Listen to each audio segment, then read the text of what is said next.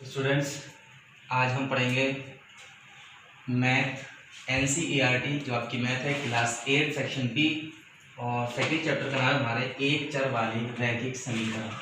CH2 मतलब chapter number 2। ठीक है, तो जैसा कि हमने फर्स्ट चैप्टर ख़त्म कर दिया है, सेकंड स्टार्ट करते हैं। तो सबसे पहले हमें ये जानना ज़रूरी है कि ये जो लिखा है एक चर वाले रैखिक समीकरण, इसका मतलब क्या है। कोई भी जब हम चैप्टर पढ़ते हैं तो सबसे पहले हमें क्या चाहिए, उसके बारे में समझना चाहिए कि क्या कह रहा है, इसका मतलब क्या है। जब तक हम इसका मतलब नहीं समझेंगे तब तक चैप्टर को कर नहीं सकते हैं। तो आइए देखते हैं क्या होता है इसका मतलब। ठीक है, एक चर वाले समीकरण। ठीक है, तो पहले मैं आपको एक एक्सप्रेशन बना के दिखाता हूँ। मान लीजिए मेरे पास लिखा है x + 4, ये कहलाएगा एक व्यंजक। क्या कहलाएगा ये? व्यंजक। ठीक है, एक्सप्रेशन भी कह सकते हैं इंग्लिश में। उसके बाद में अगर मैं इसको लिख दूं x + 4 = 6, x + 4 = 6। अब ये बन गया पूरा समीकरण, इसको कहेंगे समीकरण या इंग्लिश में क्या है, इक्वेशन। ठीक है, एक ही मतलब है, इसको कहते हैं एक्सप्रेशन।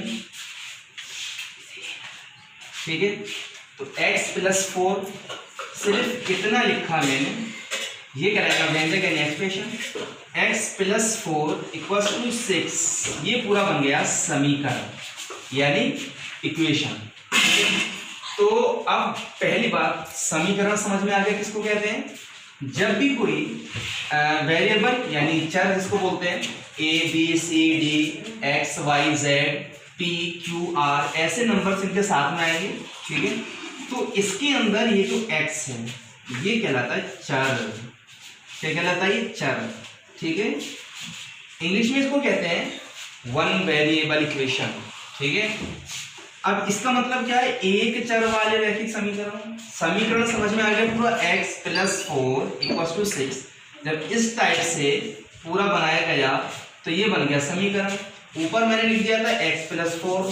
ठीक है, सेकंड बात आती है एक चर वाले। तो एक चर वाले का मतलब है, जैसे मेरे पास लिखा है x + 6 = 7, कहीं लिखा है y - 7y + 2 = 12। ठीक है, कहीं लिखा है p + 10p।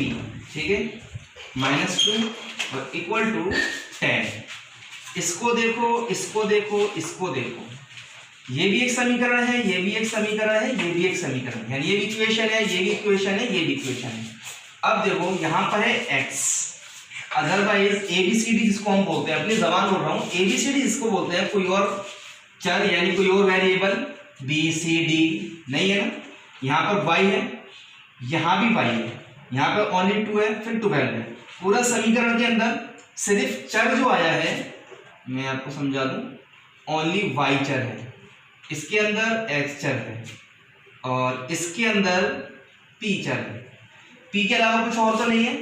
तो ये भी एक चर वाला रैखिक समीकरण है, ये भी एक चर वाला रैखिक समीकरण है, ये भी एक चर वाला रैखिक समीकरण है। ठीक है, अगर मैं लिख दूं 2x + 3y - 6 = 12, तो ये एक चर वाला समीकरण नहीं है। क्यों? क्योंकि इसके अंदर एक चर है हमारा x, दूसरा चर है y, तो ये एक चर वाला समीकरण नहीं है। ये आगे पढ़ेंगे, जब हम अगली क्लासेस में पहुंचेंगे तब हमें पता चलेगा ये क्या होता है। ठीक है, बट फिलहाल हमारा जो है एक चर वाले समीकरण, तो उसको मैंने आपको समझा दिया एक चर वाले समीकरण का मतलब क्या है।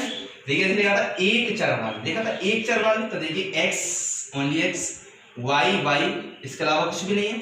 p है तो p है, पूरी समीकरण के अंदर p है और कोई सा चर नहीं है। ठीक है, एक और देख लीजिए एग्जाम्पल, मैंने लिखा 2y + 6 = 10। ठीक है, तो इसके अंदर मान लीजिए 6 के बाद मैंने y लगा दिया, तो यहाँ भी ये भी y, ये भी y है, कोई और चर नहीं है। तो ये भी क्या है, एक चर वाला रैखिक समीकरण ये भी कहलाएगा। ठीक है, तो अभी हमने सिर्फ ये समझना था एक चर वाले समीकरण समझ में आ गया। देखिए इसके अंदर एक x है एक y है, ABCD भी आ सकता है, A या B। अगर दो तरह की चीजें हैं तो वो एक चर वाले समीकरण नहीं है। ये एक चर वाला है, ये भी एक चर है, ये भी एक चर है। इतना समझ में आ गया। जब भी हमारे पास x + 4 है, मान लीजिए मैं यहाँ लिख देता x - 6, तो ये भी क्या कहलाता, व्यंजक कहलाता। ठीक है, ये भी क्या कहलाता, व्यंजक कहलाता। लेकिन जैसे मैं लिख देता x - 6 = 8, अब ये पूरा बन गया समीकरण। क्या बन गया ये, समीकरण। ठीक है, क्योंकि इक्वल टू जो आ गया बीच में, बाद में जो एक नंबर आ गया, इसकी वजह से पूरा क्या बन गया ये समीकरण। तो ये भी एक चर वाला समीकरण है। तो अभी हमें समझाना था एक चर वाले रैखिक समीकरण। समीकरण समझ में आ गया, व्यंजक समझ में आ गया। ठीक है, और एक चर वाले क्या होते हैं ये भी समझ में आ गए हैं। ठीक है, अभी और कुछ तो इसमें है नहीं है, क्योंकि अब हम एक्सरसाइज आगे स्टार्ट करने वाले हैं। तो आइए हम एक्सरसाइज स्टार्ट कर लेते हैं।